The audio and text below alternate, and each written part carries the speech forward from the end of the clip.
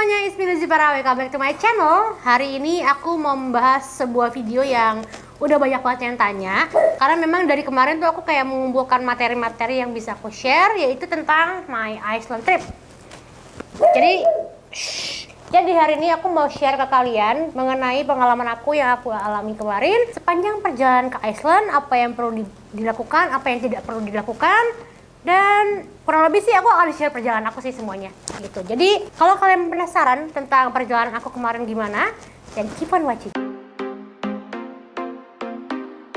Jadi kalau misalnya kalian first timer pergi ke Iceland sama seperti aku, hal yang paling perlu kalian lakukan adalah riset. Itu riset penting banget karena kenapa? Iceland tuh kan besar kan. Jadi kita perlu banget untuk mengetahui kira-kira kita tuh tipikal traveler yang kayak apa sih gitu. Karena sebenarnya di Iceland tuh ada dua tipe sih. Tipe yang seperti aku yang sukanya aman dan enak, atau kalian tipikal yang adventurous, yang tipikal yang suka bersatu dengan alam gitu.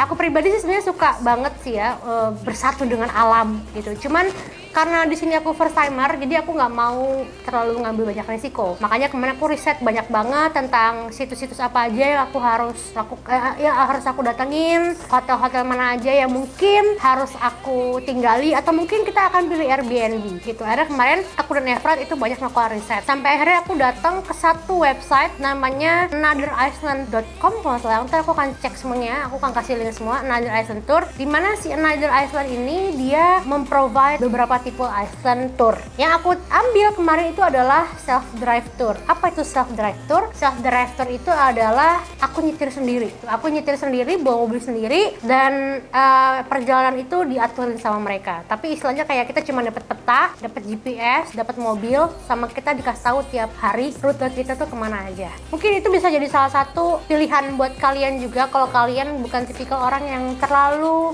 suka yang tidak terplan gitu. Kalau aku tuh tipikal yang suka terplan, hari ini mau kemana aja, tujuannya kemana aja. Makanya akhirnya kita berdua memutuskan untuk ke Another Iceland Tour itu. Kemarin itu aku melakukan tour selama 8 hari 7 malam untuk di Icelandnya, dan itu bisa dibilang tiap hari kita pindah tempat gitu. Kalau kalian tahu Iceland tuh ibaratnya bola ya. Kita itu kalau di sana itu terkenalnya namanya Golden Circle Tour. Golden Circle Tour itu artinya kita memutari pulau Iceland. Jadi dari bawah ke timur ke barat sih, pokoknya barat ke sini naik ke atas, akhirnya sampai lagi ke pertama kali kita tempat kita pertama kali sampai. Jadi kita akan muter gitu. Jadi kemarin itu perjalanan 8 hari kita menemukan berbagai macam hal yang menurut aku mungkin bisa aku share di sini gitu. Yang pertama adalah, aku bawa contekan. Oke, yang pertama, selain kalian riset, kalian tipikal traveler yang seperti apa? Yang pertama adalah selain itu kalian juga tidak perlu membawa cash banyak-banyak. No cash. Kenapa? Karena di sana semua serba credit card. Mereka prefer credit card, bahkan pipis pun pakai credit card gitu. Jadi kemarin aku agak salah karena aku pikir masa sih semuanya pakai credit card, pakai cash juga bisa kali gitu kan. Akhirnya kemarin aku cukup banyak membawa cash di sana. Jadi ternyata malah nggak kepake gitu. Jadi kalian mendingan gak usah bawa cash banyak-banyak, tapi kalian make sure bahwa credit card kalian sudah dipindah menjadi PIN gitu ya. Pokoknya kalau kalian sudah punya kartu kredit dan sudah dipindah PIN bukan tanda tangan, itu kalian ready to go. Karena di sana semuanya serba kartu kredit, mulai dari pom bensin, makanan, pipis, terus ke tempat-tempat yang kayak misalnya ada beberapa tempat yang harus bayar, itu semua kredit card tinggal gesek dan tidak ada mbak-mbaknya. Jadi kayak bener-bener cuma kayak ada mesin, kita gesek, masukin pin, kita dapat bon. Udah as simple as that gitu. Jadi kemarin aku pertama kali datang ke sana itu bawa euro, kemudian aku langsung tukerin semua di di airport. Aku nama di sana nama mata uangnya krona, dan itu kayak nggak kepake.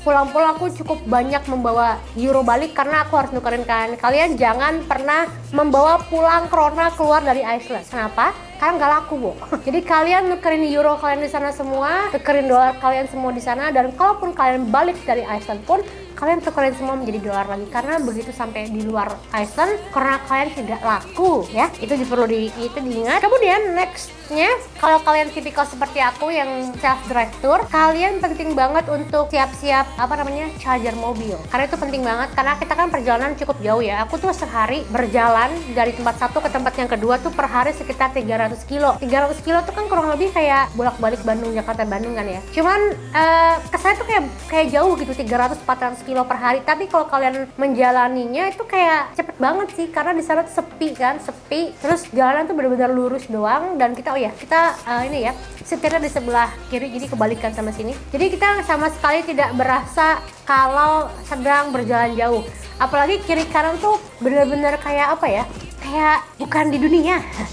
Karena super bagus, maksudnya kita keluar dari airport tuh kita bisa ngelihat kayak tundra, kita bisa ngelihat kayak gunung, tiba-tiba maju dikit ada gunung salju, maju lagi ada air terjun, kayak bener-bener kayak surreal gitu. Jadi kalian bener-bener tidak akan merasa kalian berjalan jauh. Tapi saran aku adalah kalau pertama kali kalian mendarat di Reykjavik, biasanya di Keflavik International Airport, kalian masuk, mungkin kalian nggak perlu foto-foto setiap setiap meter lah, karena kalian akan mendapatkan pemandangan itu sepanjang perjalanan kalian. Jadi mungkin kalian menghemat memori dan menghemat baterai gitu. Jadi karena semua di sana tuh cantik-cantik, semua di sana tuh kayak surreal sih, kayak apa ya? Kalau kalian tahu Walter Mitty ya, itu kurang lebih ada beberapa yang diambil di situ kan. Nah, itu kenapa aku pengen ke Iceland, karena kemarin nonton Walter Mitty.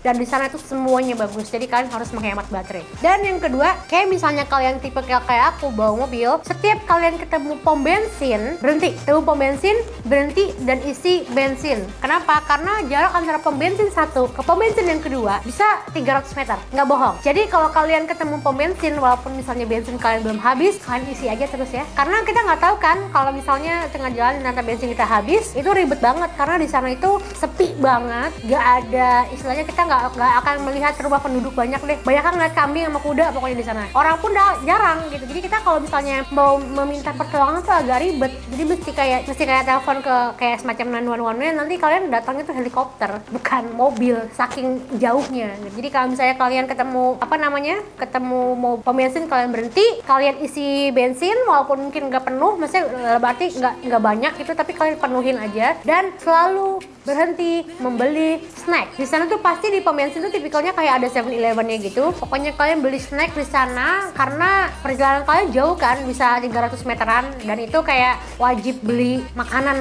kayak misalnya banyak kok kayak tipikal kayak keripik, terus kayak Ritz, terus kayak permen-permen kayak Yupi-Yupian tuh di sana banyak banget. Kalian pasti kayak in Yupi heaven, karena di sana tuh permen-permen kenyal-kenyal tuh bener-bener ada di setiap pemberhentian pom bensin. Jadi aku di sana tuh pasti beli si Yupi-Yupian itu, terus aku pasti beli keripik-keripik. Tapi kalian nggak perlu beli air putih karena di sana air putih mahal. Jadi mendingan kalian minum air keran aja, karena di sana tuh bisa dibilang Iceland is kayak one of the cleanest water. Jadi kalian bisa minum langsung dari keran, langsung dari sungai, karena itu bener-bener jernih banget dan bersih banget dan aman buat diminum. Jadi mendingan kalian kalau mau sih beli satu minum, terus kalian habisin minumnya, terus kalian tinggal refill aja di perjalanan gitu. Itu penting banget. Dan kalau misalnya kalian di sana nyetir, kalian semuanya self service sih. Kalau pom bensin self service, serba self service, kecuali kalau misalnya kalian di tempat kayak minimarketnya pasti ada mas-masnya yang jagain gitu. Nah, kalau kalian kesana lagi, kalau lagi nyetir, kalian tidak akan melihat adanya polisi. Di sana nggak ada polisi karena memang orangnya dikit kan ya. Di sana Iceland tuh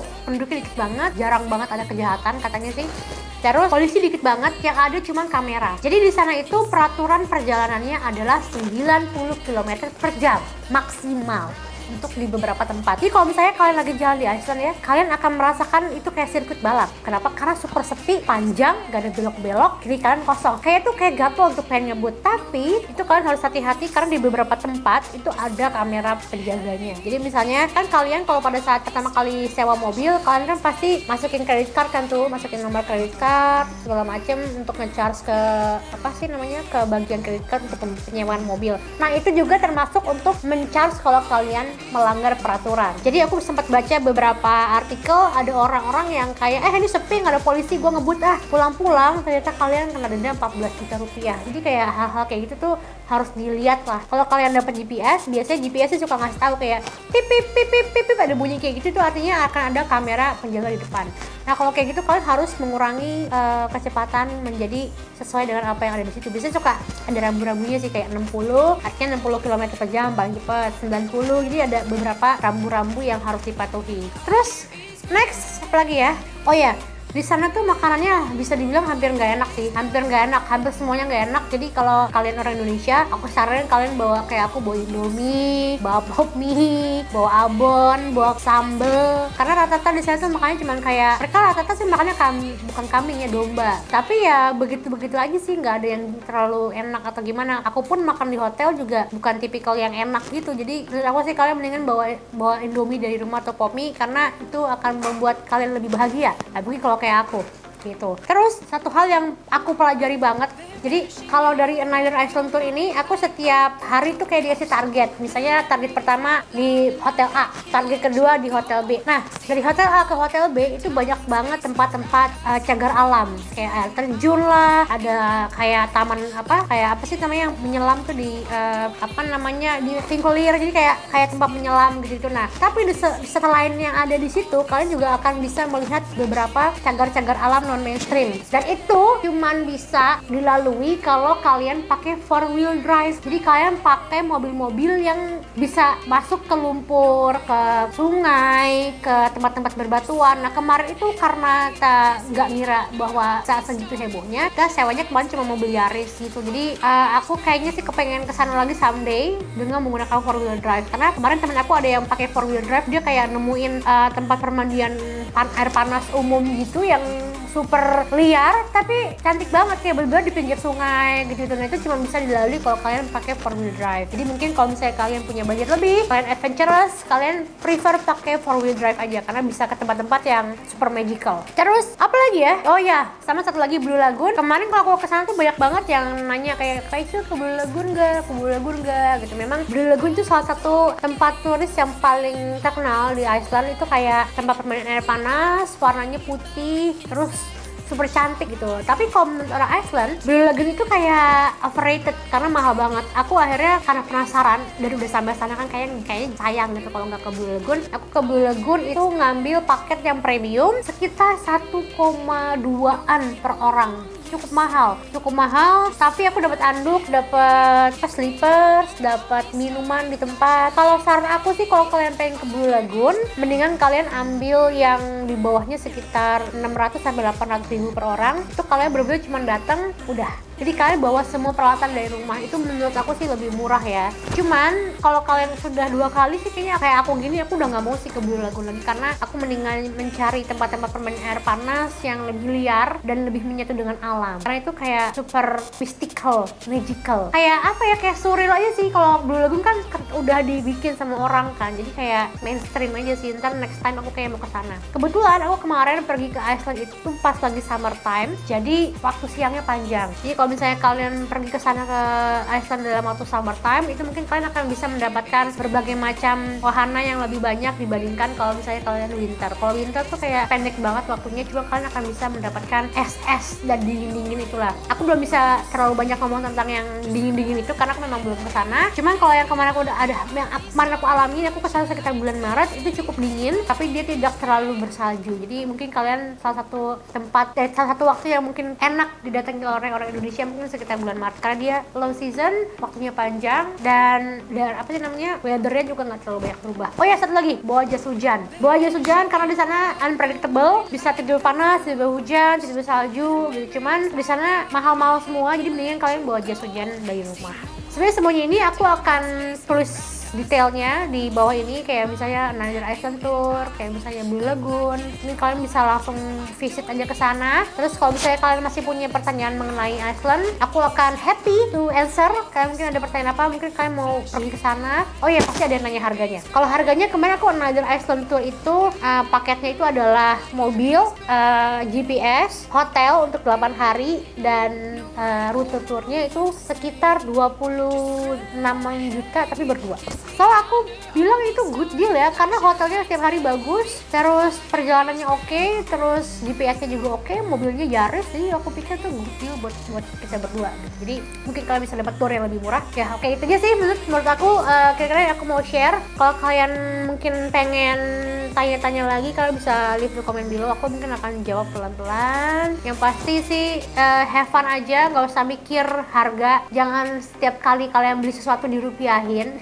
Yang ada stres, karena kalau kalian makan bisa aja satu kali makan sekitar 500.000 kalau dirupiahin. Jadi have fun aja di sana, jangan mikirin rupiah. Pokoknya enjoy, karena di sana sih seru banget, dan menurut aku tuh salah satu tempat yang wajib dikunjungi seumur hidup kita lah gitu. So semoga Iceland trip trick and tips ini bisa membantu kalian. Untuk yang penasaran dan ataupun mau pergi ke Iceland, feel free to ask. Kalau ada apa-apa silahkan leave the comment below. So itu aja sih dari aku. Thank you for watching and I'll see you in my next video. Bye bye. No right or wrong, you say. Just